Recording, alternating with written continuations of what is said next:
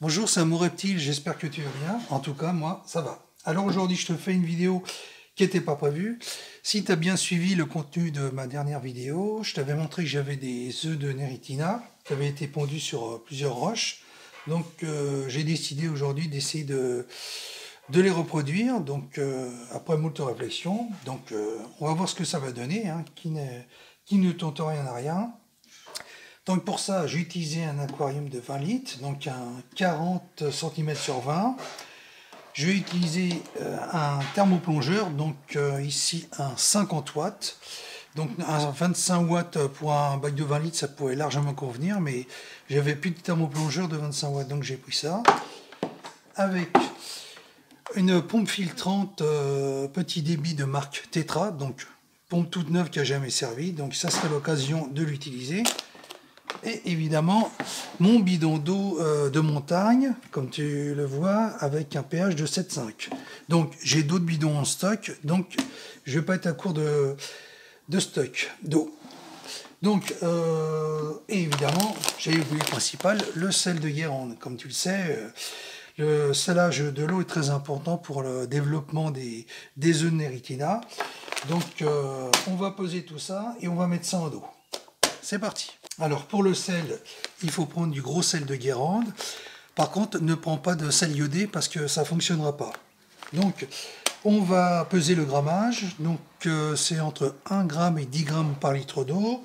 Donc moi je vais prendre un bidon d'eau de 5 litres. Donc on va taper sur grammage maximum, à savoir 10 g par litre. Donc 5 litres ça fait 50 g de sel. Alors 50 g, là j'en suis à 36, ça fait 86 g de sel. Voilà. Bon, tu vois, j'ai eu un peu la malourde, c'est pas grave, on va retirer. Voilà. Ce qui a tombé juste. Voilà, 86 g pile, c'est parfait. Donc je mets tout ça en aquarium et on voit ça ensemble.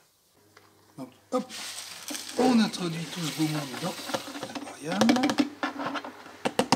Voilà. Alors évidemment, je mélange un peu hein, pour que ça puisse bien se répartir dans l'aquarium.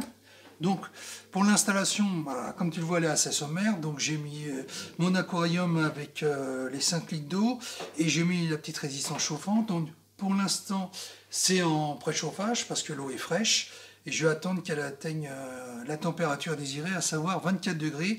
D'ailleurs, le thermoplongeur est réglé sur 24 degrés. Donc là, je vais me dégoter un petit thermomètre d'eau pour voir où ça en est.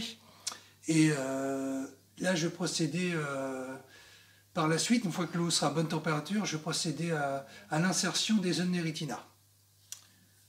A tout de suite. Donc ça y est, la mise en eau est faite. Donc j'ai introduit le rocher plus un autre bout de rocher sur le fond. Donc je vais essayer de te montrer ça un peu plus près. Donc peut-être que tu vas pas très bien voir parce que j'ai plein de bulles qui sont apparues. Mais bon, c'est pas grave. Donc là, j'ai mis le thermomètre en flottaison.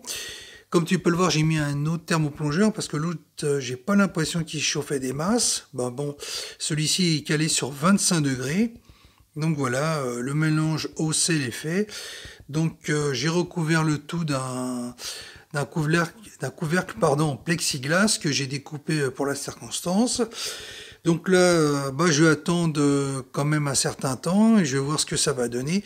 Donc je ne sais pas si ça va fonctionner, mais bon, ça coûte rien de tenter l'expérience et on verra ce que ça donne sur le terme. Enfin, sur le court moyen terme, donc en espérant que ça va être positif. Donc j'hésiterai pas à te tenir au courant de l'évolution des œufs de Neritina et on verra si l'aboutissement de tout ça sera positif. Voilà. Bah écoute, on arrive à la fin de la vidéo. J'espère qu'elle t'a plu. Si c'est le cas, bah, n'hésite pas à me le faire savoir. Et moi, je te dis à bientôt dans une autre vidéo. Bye bye.